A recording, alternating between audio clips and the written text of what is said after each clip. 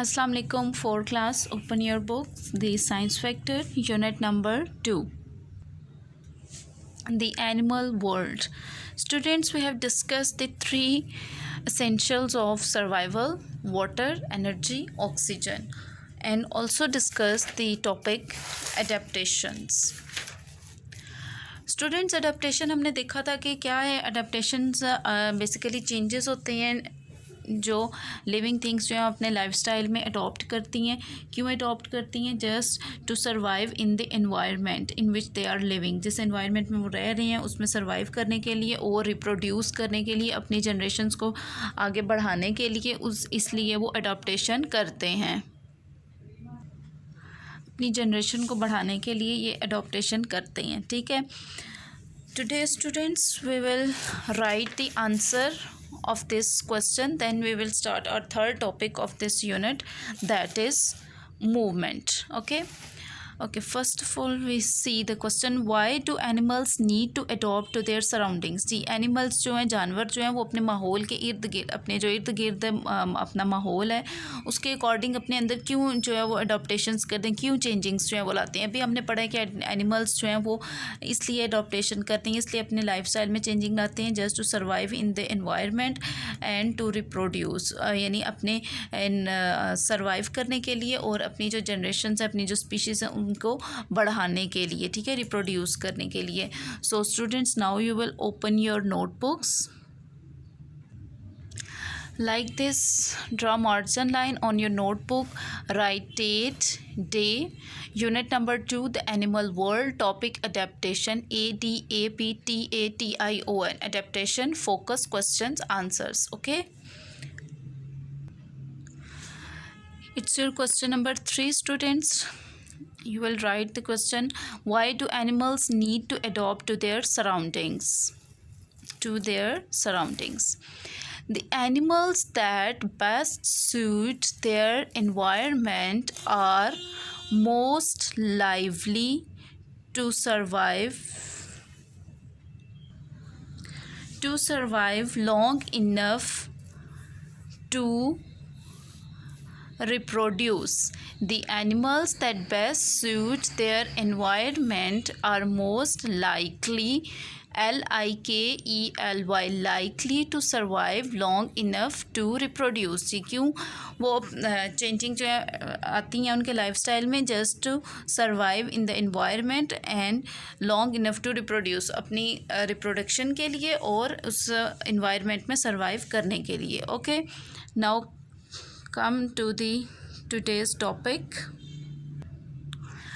Okay, और third topic of this unit is movement. Basically students, movement कहते हैं एक जगह से दूसरी जगह जाना, मूव कर जाना, हिजरत कर जाना.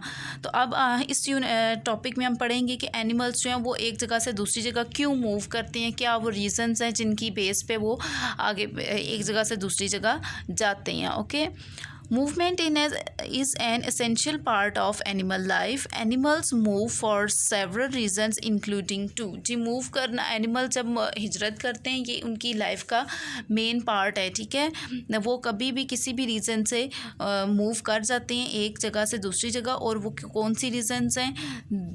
Here are these reasons. Find food. Yes, खुराक के लिए. यानी अगर उनको एक जगह जहाँ पर वो रह रही हैं उन्हें वहाँ पर प्रॉपर फूड नहीं मिल रही, उनको जो वो खाते हैं, जो अगर वो हर्बीवोर्स हैं, carnivores, omnivores, whatever they are, अगर उनको अपने लाइफस्टाइल के अकॉर्डिंग फूड नहीं मिल रही तो they will move to another area. Then second is find shelter, पनाह के लिए. अगर उन्हें एक जगह शेल्टर नहीं प्रोवाइड हो रही, वहाँ पर वो सेफ़ नहीं है, उनकी स्पीशीज़ जो हैं वो सेफ़ नहीं है, उनको ख़तरा है, तो definitely they will move to another area just to find shelter. Find water, yes, water is also a very essential thing. Escape predators कहते हैं शिकारियों से बचने के लिए. अगर किसी इलाके में आपके प्रीडेटर्स, शिकारी बहुत ज़्यादा हैं जिनकी वजह से आपकी जो स्पीशीज़ हैं, नस्लें हैं, उनको ख़तरा है, इंडेंजर्ड हैं वो, तो वो उस बेस पे भी एनिमल्स जो हैं वो मूव कर जाते हैं. Okay students, come to next page number 19. Animal bodies are design for movement, think about your body for a moment. Yes, आप खुद पे देखें कि अब आप लोग कैसे सडन मूव करते हैं अपने बॉडी को यूज़ करके। When your brain realizes you are hungry, it sends messages around your body, your eyes look for food and your arm reaches out to pick it up. When your brain realizes you are in trouble, it can send messages around your body.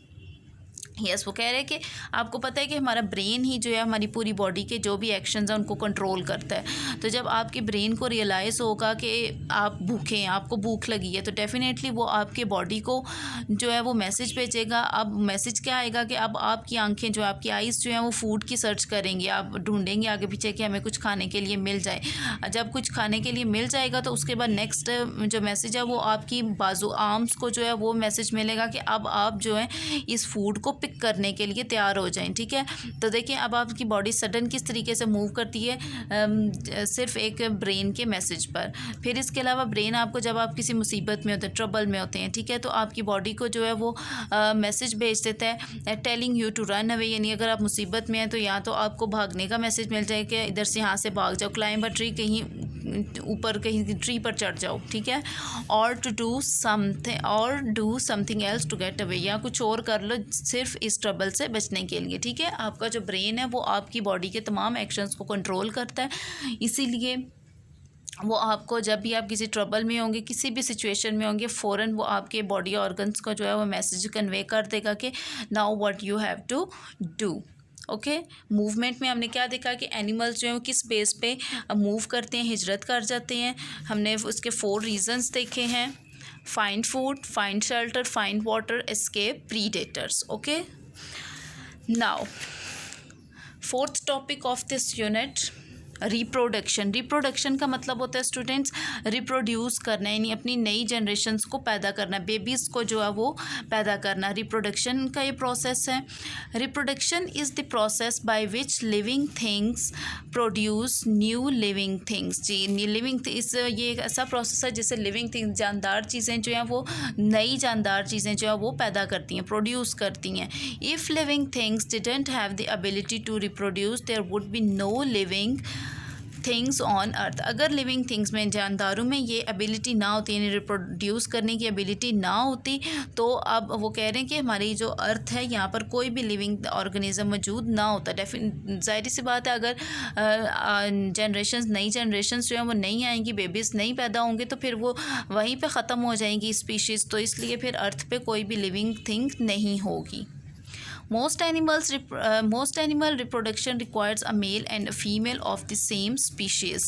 The male fertilizes an egg that is produced by the female. Fertilize means to bring life to something. Ji, reproduction के लिए जो है animals में जो है reproduction के लिए क्या चीज़ रिक्वायर्ड है, male and female of same species, यानी उसी स्पीशी के मेल, ठीक है, और फीमेल जो है, ये 2 ऑर्गेनिज्म जो है रिक्वायर होते हैं। मेल जो है वो क्या करता है, वो जो एग, फीमेल एग देती है उसको फर्टिलाइज करता है। ठीक है, फर्टिलाइज का मतलब होता है अंडों को सीना, यानी उसमें लाइफ, ज़िंदगी आ जाए, पैदा हो जाना। ठीक है, to bring life to something, यानी उस एग को इस काबिल बनाना कि उसमें से जो है न्यू लाइफ, जो बेबी है वो बॉर्न हो जाए। With some animals, the female lays the egg outside her body and the male then fertilizes it. The egg then hatches when the baby animal is ready to enter the world. Frogs and fish are examples of animals that reproduce this way. अच्छा, कुछ जो animals होते हैं, कुछ जो जानवर होते हैं, उसमें क्या होता है कि फ़ीमेल जो होती है, ठीक है, फ़ीमेल क्या करती है कि अपनी बॉडी से बाहर एक एग देती है, ठीक है, अंडा देती है, और फिर मेल जो है उसको फर्टिलाइज़ करते हैं, और फिर फर्टिलाइजेशन के बाद क्या होता है कि वो अंडा टूटता है और बेबी जो है वो मतलब जब बेबी की अंडे के अंदर मुकम्मल ग्रोथ हो जाती है तो बेबी जो है वो बाहर आ जाता है, अंडा टूटता है और बेबीज़ जो हैं वो बाहर आ जाते हैं। फ्रॉग्स और फिशेस जो हैं वो इस तरीके से रिप्रोड्यूस करते हैं। Okay, with other animals the egg is fertilized inside the female's body. The baby animal comes out of the female when it is ready to enter the world. Animals that reproduce in this way are called mammals. जी, अब हम देखेंगे mammals वो होते हैं animals की एक category है, ठीक है। एनिमल्स की एक ऐसी कैटेगरी है जो बच्चे पैदा करते हैं। अब ऊपर हमने देखा जो एग लाइंग होते हैं, ठीक है, जो अंडे देते हैं। यहाँ पर मैमल्स होते हैं जो बच्चे देते हैं, बेबीज़ की बर्थ होती है। अब इसमें क्या होता है कि फीमेल की बॉडी के अंदर ही एग प्रोड्यूस किया जाता है, वहीं पे वो फर्टिलाइज होता है, ठीक हो गया। फिर क्या होता है, जब बेबी की प्रॉपर मुकम्मल ग्रोथ हो जाती है तो बेबी जो है फीमेल की बॉडी से आउट हो जाता है, यानी फीमेल जो है वो बेबी की बर्थ करती है, ठीक है। और जो एनिमल्स इस तरीके से रिप्रोड्यूस करते हैं उनको हम क्या कहते हैं, मैमल्स कहते हैं। Some animals reproduce by themselves. For example, a sea anemone divides to form two new individuals. This is known as asexual reproduction. अच्छा स्टूडेंट्स, ऊपर हमने जो दो कैटेगरीज देखी, मैमल्स और एग लाइंग, यानी एक अंडे देने वाले और मैमल्स, ये जो जिस तरीके से रिप्रोड्यूस करते हैं ये होती है सेक्शुअल रिप्रोडक्शन, ठीक है। सेक्शुअल रिप्रोडक्शन हो गई। अब एसेक्सुअल रिप्रोडक्शन में वो होता है, सेक्शुअल रिप्रोडक्शन में बेसिकली मेल और फीमेल दोनों चीज़ जो है ऑर्गेनिज्म रिक्वायर होते हैं, ठीक है। एसेक्सुअल रिप्रोडक्शन में मेल और फीमेल का कोई काम नहीं होता है, ठीक है। यहाँ पर ये क्या होता है कि सी एनीमोन की इन्होंने एग्जांपल दी है, ये वाटर ऑर्गेनिज़म है, ठीक है, पानी में रहने वाला लिविंग ऑर्गेनिज़म है। अब ये कैसे रिप्रोड्यूस करता है, इसकी बॉडी के बाहर एक बर्ड सी बन जाती है, ठीक है। ये वो जब प्रॉपर उसमें ग्रोथ हो जाती है तो वो बर्ड जो है वो नए एनिमल में कन्वर्ट हो जाती है, यानी डिवाइड हो जाती है। यानी सी एनीमोन जो है वो अपनी बॉडी से दो इंडिविजुअल्स को बना लेता है, यानी अपनी बॉडी को इस तरीके से डिवाइड करता है कि उसमें से दो नए इंडिविजुअल्स बन जाते हैं। और ये तरीका जो है वो कौन सी रिप्रोडक्शन होती है, asexual reproduction. Is it clear, students? Here is the life cycle of a frog. Frog का लाइफ साइकिल हम देखते हैं कि फ्रॉग जो है वो एग से लेकर प्रॉपर फ्रॉग बनने तक इन स्टेजेस से जो है वो गुजरता है। First step is the female frog lays the eggs in water. जी, एग्स फ्रॉग में जो फीमेल होती है वो किधर अंडे देती है, पानी में अंडे देती है। The number 2, the egg hatches into tadpoles. जी, फिर क्या करते हैं, एग्स जो हैं वो टैडपोल्स में कन्वर्ट होते हैं, टैडपोल्स बनते हैं। Third, in this stage the tadpole grows legs first at the back and later at the front, has a longer body, has a tail and a more distinct head. It breathes with gills because it lives in water. फिर क्या है, tadpole इस shape का tadpole बन जाता है, ठीक है। अब ये टैडपोल विद लेग्स है, ये सिंपल टैडपोल था, ये टैडपोल विद लेग्स, मतलब इस स्टेज में टैडपोल्स की पहले पीछे वाली लेग्स जो है थोड़ी थोड़ी निकलती हैं, फिर फ्रंट वाली लेग्स निकलती हैं, ठीक हो क्या। और फिर उसकी एक इस तरीके से टेल निकलती है और इस स्टेज में वो जो है वो गिल्स से सांस लेता है क्योंकि उस वक्त वो पानी में रह रहा होता है। फ्रॉगलेट स्टेज आ गई। In this stage the froglet breathes with lungs and still has some of its tail. अब इसमें फ्रॉगलेट इसको इसलिए कहते हैं क्योंकि ये अब थोड़ा थोड़ा फ्रॉग जैसी शेप में आना शुरू हो गया है और अब ये लंग्स से सांस लेगा अपने फेफड़ों से, लेकिन इसकी अभी भी थोड़ी सी दुम जो है वो बनी होगी, ठीक है। Now final stage adult. The adult frog breathes with lungs and has no tail. अब जो प्रॉपर हमारा जो फ्रॉग होगा, एडल्ट होगा, वो क्या उसमें टेल नहीं होगी और वो क्या करेगा, लंग्स से सांस लेगा, ठीक हो गया। As you can see above, a frog changes its appearance and body structure during the different stages of its life cycle, beginning as an egg and ending as an adult frog. This process is called Metamorphosis.